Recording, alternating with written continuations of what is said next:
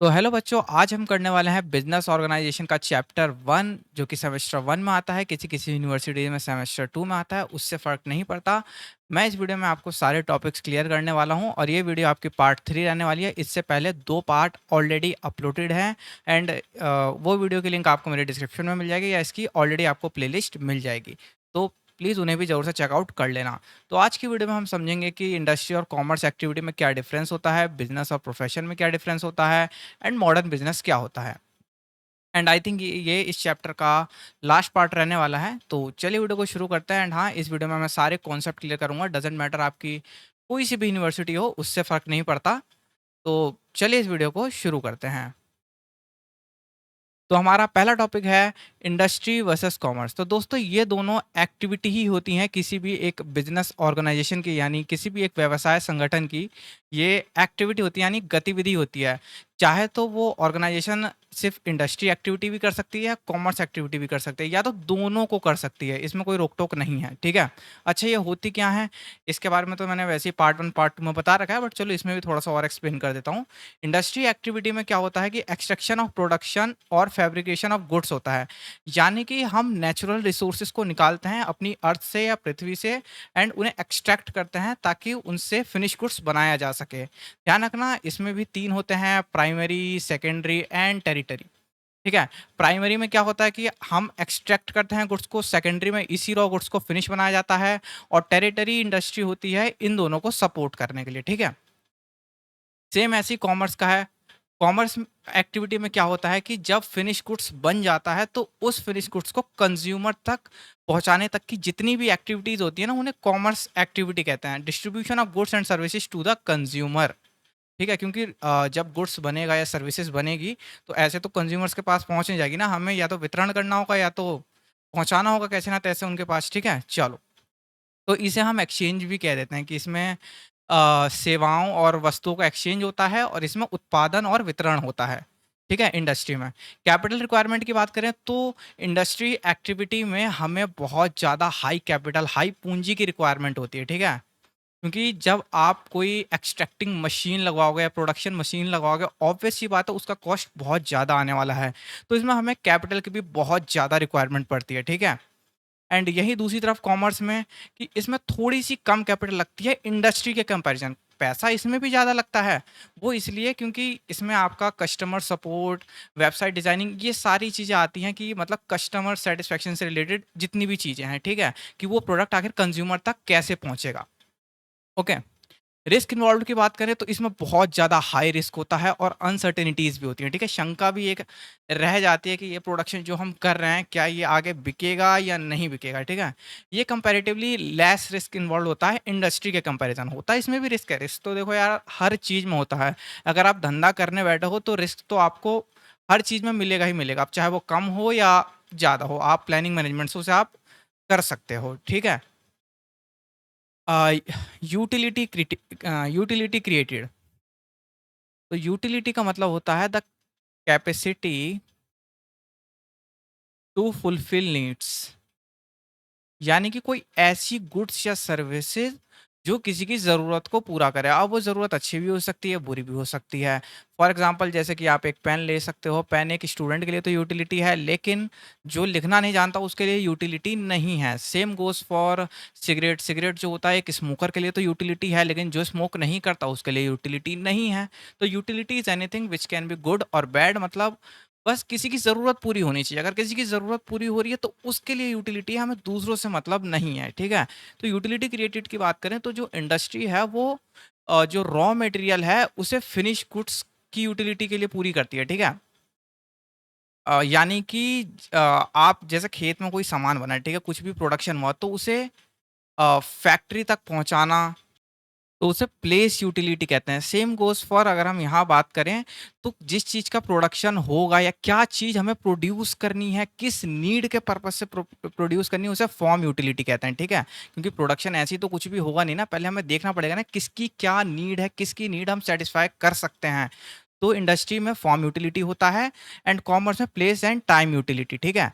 Place मैंने अभी आपको बताया, जैसे खेत से लेके फैक्ट्री तक अगर कोई सामान पहुँचाना है तो उसे हम प्लेस यूटिलिटी बोलेंगे, वो ज़रूरत को पूरी कर रहा है। सेम टाइम यूटिलिटी जैसे कि वेयर हाउस, ठीक है? वेयरहाउस मतलब हमें सामान को उस समय प्रोवाइड कराना है जब कंज़्यूमर को उसकी सबसे ज़्यादा नीड हो, ठीक है? आई होप ये वाला टॉपिक आपको अच्छे से समझ में आया होगा। चलिए नेक्स्ट टॉपिक पे बढ़ते हैं। तो हमारा अगला टॉपिक है बिज़नेस वर्सेस प्रोफ़ेशन, यानी व्यापार या धंधा और पेशे में क्या अंतर है, ठीक है? पेशे में क्या अंतर है, ओके? मेरी हिंदी को थोड़ा इग्नोर करना, मेरी हिंदी वैसे उतनी अच्छी नहीं है। जो पेशा होता है और जो व्यापार होता है, ठीक है? उन दोनों में क्या अंतर होता है? तो कुछ-कुछ चीज़ें तो आप पहले से ही जानते ही होंगे। जैसे जो धंधा होता है वो मेन जो उसका उद्देश्य होता है वो प्रॉफ़िट मैक्सिमाइज़ेशन होता है, यानी मुनाफ़ा कमाना होता है। लेकिन जो पेशा होता है वो हम किसी स्पेशलाइज़्ड सर्विस को प्रोवाइड करते हैं समाज में या किसी ग्राहक को, ठीक है? कहने का मतलब जो धंधा होता है उसके लिए कोई औपचारिक रूप से हमें क्वालिफ़िकेशन नहीं चाहिए। कोई बंदा भी धंधा कर सकता है, जैसे अगर उसके पास कैपिटल है, थोड़ी-सी नॉलेज है कि कैसे धंधा करना है तो वो कर सकता है। बट अगर पेशे की बात करें तो हमें एक औपचारिक रूप से क्वालिफ़िकेशन चाहिए होती है, ताकि उस क्वालिफ़िकेशन को करने के बाद हम उस चीज़ को कर पाएँ, हम उस स्पेशलाइज़्ड सर्विस को प्रोवाइड कर सकें क्लाइंट्स या सोसाइटी को, जैसे कि डॉक्टर, लॉयर, ये सब एक पेशे होते हैं जिनके लिए हमें पहले पढ़ना पड़ता है, अच्छे से क्वालिफ़िकेशन लेनी होती है, एजुकेशन, ट्रेनिंग और मान्य सर्टिफ़िकेशन यानी मान्यता लेनी होती है। उसके बाद ही जाके हम प्रोफ़ेशन वाला काम कर सकते हैं। लेकिन बिज़नेस या व्यापार में ऐसा नहीं होता। कैपिटल की बात करें तो इसमें जो पूंजी लगाई जाती है वो डिपेंड करती है कि आपका बिजनेस कितना बड़ा होगा, कितना मतलब आपके बिजनेस का नेचर कैसा है, आप किस लेवल पे धंधा करना चाहते हैं। बट पेशे की बात करें ये सिर्फ इसमें उतना ही पैसा लगता है जितना आपको अपने क्लिनिक या छोटी मोटी जगह खोलने के लिए चाहिए। जैसे अगर आप डॉक्टर हैं तो आपको एक क्लिनिक खोलना होगा, सीए है तो ऑफिस खोलना होगा। तो उस हिसाब से यहाँ पे कैपिटल चाहिए, मतलब यहाँ पे कैपिटल थोड़ी सी कम चाहिए। धंधे थोड़ी-सी क्या बहुत कम चाहिए, धंधे में तो यार बहुत पैसा चाहिए होता है। अब बात करें रिस्क की, तो धंधे में देखो यार रिस्क बहुत होता है, प्रॉफ़िट भी अनसर्टेन होते हैं, कभी आता है, कभी नहीं आता, कभी-कभी लॉस भी होता है।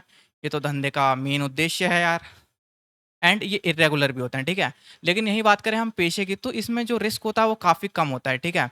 हमें प्रोफ़ेशनल फ़ीस मिलती ही मिलती है, अगर आप डॉक्टर के पास जाओगे या सीए या वकील के पास जाओगे वो आपसे फ़ीस तो लेगा ही लेगा, ठीक है? और वो काफ़ी रेगुलर होती है और वो सर्टेन होता है, पूरा हमें भरोसा ही होता है कि हाँ, मिल जाएगा, ठीक है?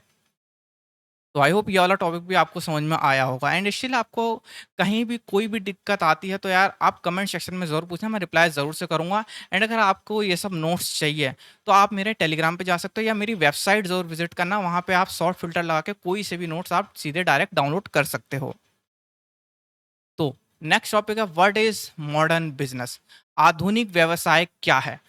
तो देखो जैसे कि इसके नाम में ही है आधुनिक, तो इसमें हम बहुत आधुनिक चीज़ों का इस्तेमाल करते हैं। यानी कि जो पुराने बिज़नेस होते थे वो सिर्फ़ प्रॉफ़िट के ऊपर बेचते हैं। वो सोचते थे कि भैया सिर्फ़ पैसा कमा लो, हमारा काम हो गया, यही कैसे-तैसे मतलब बस पैसा ही पैसा कमा लो। लेकिन जो मॉडर्न बिज़नेसेस होते हैं ना, आधुनिक व्यापार, उसमें सिर्फ़ प्रॉफ़िट मेकिंग नहीं होती, उसमें हम ब्रांड बिल्ड करते हैं, ठीक है?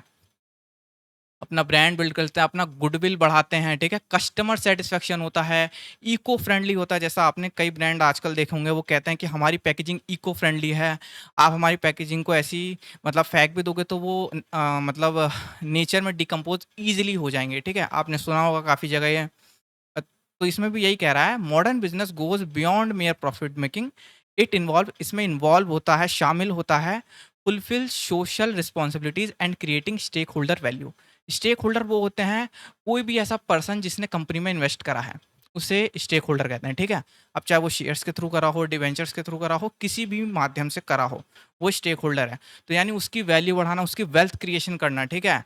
उसकी संपत्ति को बढ़ाना, ये काम होते हैं मॉडर्न बिजनेस में। एंड ये काम कैसे होंगे? ऑब्वियस सी बात है, हमें किसी चीज़ की हेल्प लेनी पड़ेगी, हमें टेक्नोलॉजी की हेल्प लेनी पड़ेगी, ठीक है? टेक्नोलॉजी की हेल्प लेनी पड़ेगी क्योंकि आज की टेक्नोलॉजी इतनी एडवांस हो गई है, एआई ले सकते हो आप, ऐसे-ऐसे सॉफ्टवेयर्स आ गए हैं, ठीक है? जिनसे काम बहुत आसान हो गया है। It's highly dynamic constantly adapting to changes in technology, consumer preference and global economic trends.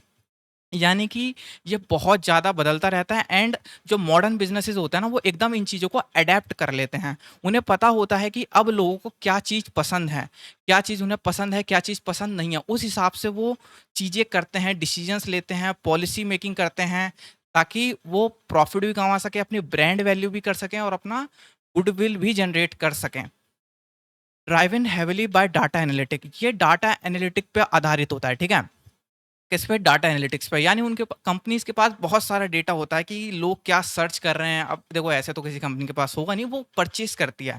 आपने देखा होगा कई बार एलिगेशंस भी लगे हैं गूगल और अलग बिग टेक कंपनीज पे कि वो डाटा वगैरह चोरी करते हैं हमारा, तो वो सेल करते हैं दूसरे बिजनेसेस को ताकि वो एनालाइज कर सकें कि इस बंदे को आखिर पसंद क्या है, क्या ये करना चाहता है, ठीक है। कौन सी वो वेबसाइट पे जाता है, क्या वो सर्च कर रहा है, मतलब अब वो कुछ भी हो सकता है ना यार। देखो शॉप, वो क्या खरीदना चाहता है और अलग अलग चीज़ें, ठीक है। Digital transformation and sustainable practices, वही कि इको फ्रेंडली चीज़ बनाना, ठीक है। पर्यावरण अनुकूलित, ठीक है। Focuses on building long term customer relationship rather than just transactional sale. इसमें मेनली फोकस करा जाता है कस्टमर सेटिस्फेक्शन पे। किस पे? कस्टमर सेटिस्फेक्शन पे। जैसे कि आफ्टर सेल सर्विस दे दी, अगर किसी प्रोडक्ट में दिक्कत आई तो तुरंत उसका सॉल्यूशन दे दिया, या फीडबैक हमने लिया बंदों से, ठीक है। फीडबैक लिया, अगर उन्हें कोई चीज़ पसंद नहीं आ रही तो उसे अपडेट देके सही करना, ये सब चीज़ें होती हैं मॉडर्न बिजनेस में। कोई एक ट्रांजैक्शनल सेल्स नहीं कि आपने ये सामान खरीदा, अब भैया हमारी ज़िम्मेदारी नहीं, आप खुद जानो, ये वाला नहीं होता है। ऐसा मतलब ये सिस्टम नहीं होता। आप हमारा सामान खरीदो, हम आपको सर्विस भी देंगे, हम आपको सैटिस्फैक्शन भी देंगे, ताकि आप दोबारा रिटर्न आओ हमारे शॉप पे या हमारी वेबसाइट पे, ताकि हमारा भी प्रॉफ़िट हो और आपका भी फ़ायदा हो, ठीक है? तो आई होप ये वाला टॉपिक भी आपको अच्छे से समझ में आया होगा। तो बढ़ते हैं नेक्स्ट टॉपिक पे। तो अगला टॉपिक है हमारा कैरेक्टरिस्टिक्स ऑफ मॉडर्न बिजनेस। तो जो चीज़ मैंने आपको ये बताई आधुनिक व्यवसाय, उसकी क्या विशेषता होती हैं। तो एक तो टेक्नोलॉजी ड्राइवन होता है, यानी पूरा पूरा का पूरा ये तकनीक तकनीक पर आधारित होता है, ठीक है। कस्टमर सेंट्रिक होता है, इसमें कस्टमर सेटिस्फेक्शन देखा जाता है। और सोशल रिस्पॉन्सिबिलिटी होती है, यानी थोड़ा समाज में भी योगदान करते हैं ये लोग। दिखाते हैं कि हमारा 2% एजुकेशन में जा रहा है या 1% हम वहाँ डोनेट कर रहे हैं। आपने सुना ही होगा जैसे कि आईटीसी कंपनी है, वो शायद 2 से 5% मेरे ख्याल से एजुकेशन में डोनेट करती है, ठीक है। तो टेक्नोलॉजी ड्राइवन में high reliance on IT automation, artificial intelligence, ये बहुत ज़्यादा आर्टिफिशियल इंटेलिजेंस पे डिपेंड होते हैं, ठीक है। ये ज़्यादा से ज़्यादा काम एआई से करवाते हैं, तभी आप देख रहे हो कि बहुत ज़्यादा ले ऑफ होते हैं, काम से निकाल दिया जाता है काफ़ी लोगों को, क्योंकि उनकी जगह एआई ने ले ली है। E commerce to streamline operation and reach a global audience efficiently, यानी टेक्नोलॉजी की हेल्प से वो पूरे ग्लोबली पहुंच सकते हैं, ठीक है। अब ऐसा नहीं है कि किसी एक स्टेट या सिटी तक अब वो सीमित रह गया हो, ठीक है। अब ग्लोबली पॉसिबल है चीज़ें टेक्नोलॉजी की हेल्प से। Customer centric prioritize customer satisfaction, यानी कस्टमर सेटिस्फेक्शन पे फोकस करा जाता है। मेन गोल यही रहता है। कंटिन्यूस फीडबैक लिया जाता है, उनसे पूछा जाता है क्या आपको ये चीज़ पसंद आ रही है, क्या ये चीज़ सही है? अगर सही नहीं है तो आप बताओ कि इसमें क्या गलती है, हम सही करेंगे। Delivering personalized high quality experience over mass production. Mass production करते हुए भी इन सब चीज़ों को वो प्रोवाइड करते हैं, क्योंकि कई बार आपने सुना होगा कि कोई कंपनी मास प्रोडक्शन कर रही है तो बाकी चीज़ें हैंडल नहीं कर पाती। तो ये कस्टमर सेंट्रिक में ये सब चीज़ें सब होती हैं, ठीक है। मास प्रोडक्शन भी होता है, हाई क्वालिटी पर्सनलाइज़्ड एक्सपीरियंस भी दिया जाता है और फीडबैक, सारी चीज़ें होती हैं। सोशल रिस्पॉन्सिबिलिटी वही जो मैंने आपको बताया, एथिकल प्रैक्टिस करना, एनवायरमेंटल सस्टेनेबिलिटी यानी eco friendly, contributing positive to CSR, यानी कि कॉरपोरेट सोशल रिस्पॉन्सिबिलिटी, ठीक है। कॉरपोरेट सोशल रेस्पॉन्सिबिलिटी, ठीक है। वही मतलब समाज में अच्छे से योगदान करना, तो यही चीज़ें होती हैं। स्टिल अगर आपके मन में कोई भी क्वेश्चन रह गया हो या कोई भी डाउट रह गया हो तो आप ज़रूर से कमेंट करना, मैं ज़रूर से रिप्लाई करूँगा। और अगर आपको इसके नोट्स की ये चाहिए तो आप मेरी वेबसाइट भी चेक कर सकते हो, जो कि आपको डिस्क्रिप्शन में मिल जाएगी, या टेलीग्राम भी चेक कर सकते हो। वहाँ वैसे आपको ढूंढना पड़ेगा, वेबसाइट से आप सीधे शॉर्ट फिल्टर लगा के आप कर सकते हो डाउनलोड, ठीक है। तो इतना ही था इस वाली वीडियो के लिए। चैप्टर 1 हमारा कंप्लीट हो गया है। अब नेक्स्ट वीडियो में हम आपको चैप्टर 2 स्टार्ट करेंगे, ठीक है। तो पढ़ते रहिए एंड आगे बढ़ते रहिए। मिलते हैं नेक्स्ट वीडियो में।